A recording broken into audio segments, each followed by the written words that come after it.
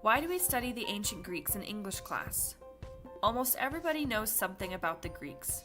Maybe you are into Greek mythology, or maybe you learned about them in history class. But why study them in English? There are a lot of reasons why we should study them, but here's a summary. If we have ever wondered about why we think the way we do, why our society operates the way it does, how we think about the world, and why we ask questions, then we need to study the ancient Greeks. Almost every aspect of Western society originated or was influenced by the Greeks. This includes our style of art, literature, architecture, theater, music, law, politics, medical practices, philosophy, history, and even math. But in particular, we get the idea of the imaginative life. Let me give you an example. Texts like the Odyssey by Homer were some of society's first experiences with the human imagination as literature.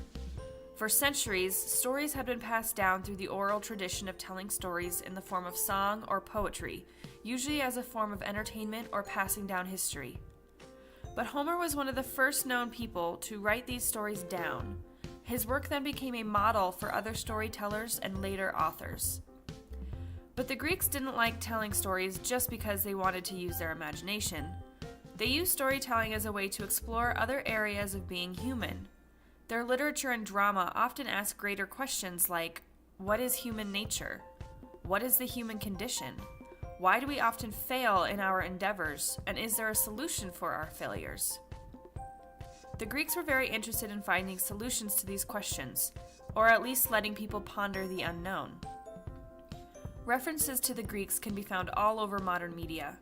Let's go back to the Odyssey.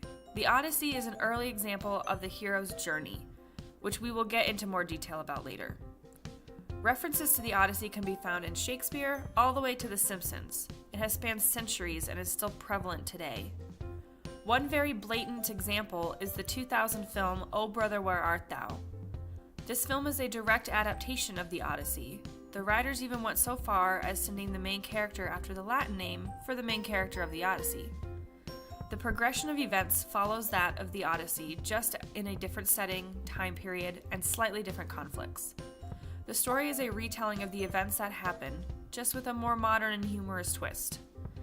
So if you're struggling with doing your taxes, if you can't stand old-fashioned art, if you hate the way government works, if you can't sit through one more philosophy lecture, or if you bombed your algebra final, when all else fails, just blame the ancient Greeks.